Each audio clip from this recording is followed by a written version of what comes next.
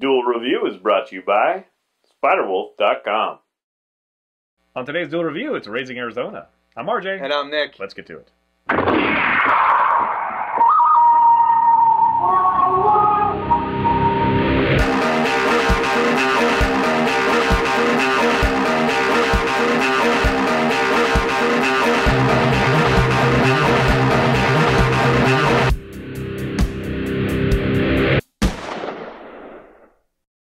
Hey guys, welcome to Friday the 3rd of April. We are doing Raising Arizona. That's right. Coen Brothers movie, 1987, which shocked me actually when I went back and saw it. I was I'm old. 4. Yeah, it's a great movie. It's a Coen Brothers movie. It's the third basically, and I think it's really the first one that shows kind of what they're still doing and kind of their quirky character stuff. Right. Blood Simple was their first one. It did get some renown. I don't even remember the second one, but this one is a very different film. And it just focuses on a very small timeline. You know, it is a big event, but it's just kind of a contained story. And it just focuses on really quirky characters. Yes. And some of the funny situation stuff.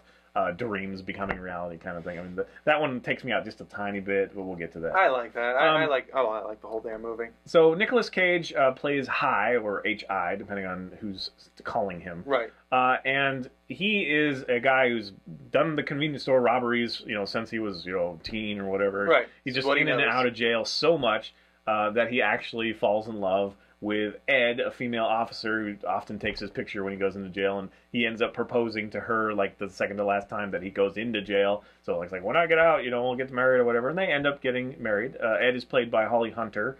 She has this great Southern accent, and she has that kind of that special way she talks. I mean, it's not a speech impediment, but it's a very distinct way she talks that works so perfectly in this. And I love the scene where she just like, I want a baby so much. She's crying. It's ridiculous. Yeah. So the Coen Brothers really know how to coax, you know, a character out of these actors, which leads me to a kind of a funny off story. Nicolas Cage, you know, it was young in his career. I actually think this is one of his best performances to date. I really do enjoy his younger career rather than his older career for most of the part. Right. But he was very, you know, used to giving his input to directors, and it was kind of a, you know, it was just verging on a full-blown film. You know, it's got a lot of indie to it, and the Coen Brothers weren't known horribly yet.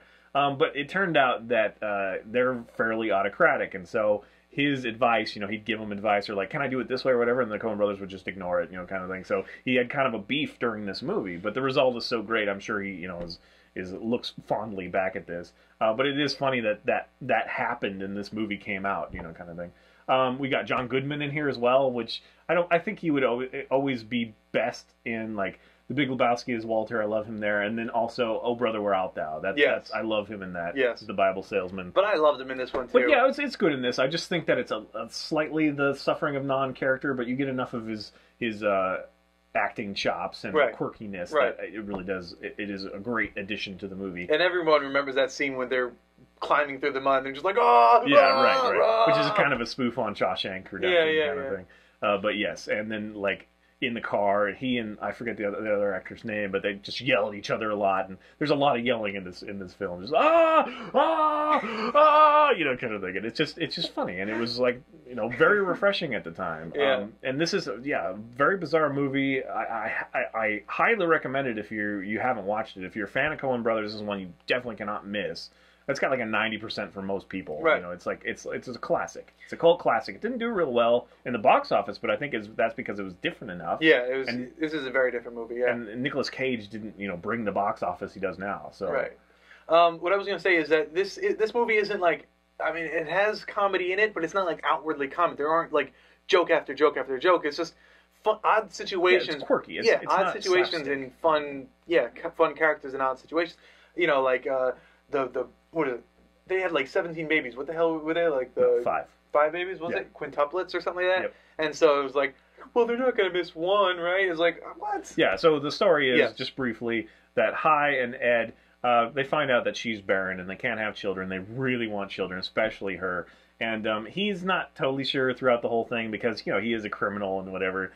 But anyway, there is this furniture salesman who's kind of a big deal with something Arizona. And he and his wife, they go on, you know, they have like drugs or whatever to help them conceive, and they end up having 5 kids.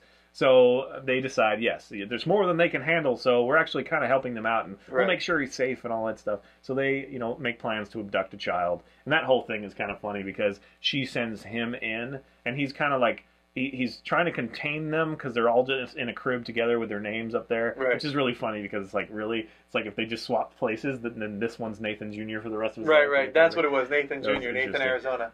So anyway, when he picks the kids up, there's this fun moment where they're like trying to go down the hall, and he's got to kind of contain them, and he has no idea how to do kids. He's like this, small time crook kind of guy. He wears pantyhose on his head when he wants to get groceries. He finally grabs one, and he's like, he returns to Ed, and he's like, I think I got the best one. And it's like, but don't worry, they've got 4 others that are almost as good as him. It's just a lot of fun, and she's so happy. She's like, I love him so much. Kind of thing. And she knows it's wrong. She's a former officer, but she did actually quit the force before she did this to kind of help, alleviate the sense of responsibility or whatever to the community.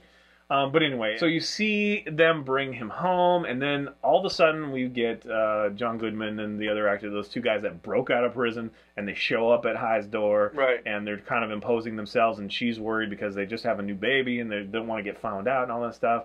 Then there's this whole, worker thing. I don't want to give it all away, but it's just one thing after another comes between them and their little family that they've tried to create, and it's just a quirky thing. My favorite scene in the entire movie was the one you brought up, is when they're going to get diapers, and they're kind of at the last of their rope, and they're not sure what to do, and they have no money, and he got fired, kind of thing. He decides to rob a convenience store again just to get some diapers and some cash. With Ed and the baby in the car while he does it. Right. And they don't know either. They're unaware at the first part. So yeah, he grabs pantyhose and puts them on his head, and it looks so stupid and white trash and just dumb that it's so funny. And his face, because he's got this horrible mustache and this crazy hair, but all mushed together, and it's just great. And it's just kind of this thing where she finds out that he's going to rob the store, and so she gets pissed off at him and just leaves him there. And he's chasing after, and he's running from the cops. And there's this whole, through a neighborhood thing. And he's got diapers in his arm. Drops the diapers, so he has to go to another store to try to steal more diapers, and he gets more diapers, but then he has to use that to, distract us, whatever, and then eventually he works his way into the car with his wife back to the original diapers that he stole. And it's just kind of this great little scene. I think that actually really makes the movie. I really love that part. And then the other stuff is this kind of bounty hunter shows up, headhunter kind of guy. He's this disgusting, a biker guy. He's just really filthy. But he's like, equipped with like dual shotguns and like grenades and stuff. So it's a little over the top. But he shows up to Nathan, Arizona, the one that lost the child, and says, I'm going to find your kid, and if you don't pay me what I want, then the black market will. Kind of thing. So he's tracking him down, trying to find him. At one point, John Goodman and his counterpart have the baby, and all this stuff happens. And it's just one of those fun, quirky rides. It doesn't really amount to anything. It's just entertainment. And it's just a lot of fun. A lot of quirk. A lot of characters. Just a lot of fun. And they would continue to kind of perfect that art, the Coen Brothers. And I just think that this is a real, good, polished solid start movie. of it. So, all right, guys. Well, that's pretty much it. It is on Netflix. Go watch it. Don't miss it. Just, do yourself a favor and do not miss this one. Please subscribe to our YouTube channel and follow our great playlists. Game Lab's been a lot of fun. Yes, it has. And please leave comments. We love comments. And you can help support us by buying our wares at spiderwolf.com. That's right. T-shirts, a card game, art print, short stories, and more. See you guys later. Kickstarter coming soon. Uh-oh! That's funny. We start off next week with the R.I.P.D. Yeah, I'm not very competitive. I don't really care. I think you and I both are competitive, because that comes out whenever we're playing games. Yeah, but we both hate to be wrong. No, that's what it is we both hate to be wrong. So but yeah, really I can lose. I don't care if I lose, but to be wrong, it's like, what the hell? I'm not wrong. Ever. I'm never wrong. Ever. I'm always wrong. Just everything that I say, don't believe, except for when I tell you to believe. Yeah, actually, that's a true statement, that you're always wrong, because when you say that, it means that you're wrong, that you're not always wrong. See? It's like negative. It's cyclical. Because you're not always wrong. Right, I'm not always wrong. But I'm always wrong when I'm saying that I'm always wrong. Except that I'm sometimes not. Should I restart this? Time paradox. This shirt feels retro. Just because of the stripes and the colors. Okay. It looks a little 70s. Yeah. The color palette. Yeah. It's a nice shirt, though. I like the shirt. The only problem is right here, there's like this big purple stain. I don't know if you can see it. You can probably see it. It's like the colors bled all over the place. It's not predominant, and I don't really care because I like the shirt. What was it from, though? I don't know. I thought you had a story you're just telling us. No, yeah. I just don't like that's the time that girl with all the purple eyeshadow cried on my shoulder. I wouldn't know this. Or that clown that I strangled. When I last went to New Jersey to visit my brother for his wedding, I went to my parents' house and my mom gave me like 15 shirts. She bought me 4 new ones, and the rest of those 15 shirts were my dad's. That she's like, he doesn't wear this anymore. You just go through them and take them. So yeah, well. I ended up with like a whole bunch of shirts. This is one of them. Not a whole lot of people that haven't had hand-me-downs. So. This is one of. Oh, I don't care about hand-me-downs. I'm just telling you that this used to be one of my dad's shirts. Maybe that's what do they call it, Afro sheen or whatever it's called. Afro glow. Afro glow. My dad looks good with his hair now because it's short and it kind of sweeps. It's like got this natural sweep to it. Like I think he wakes up and he doesn't even do anything to his hair; it just sweeps to the side. It's like permanently there now. Good to know. Yeah, but yeah, he used to have an afro. He used to be all fuzzy afterwards. When he smoked, I think that's what happened. Now that he doesn't anymore, just kind of flattened out. That's funny. I have this really funny image in my head now. Keep going, too. I got a 9! Susan Revusen! What? Susan Revusen? Oh. He's finding. For those of you watching at home, the hardest part is reviewing a movie that we really love because there's not much to say other than we love it.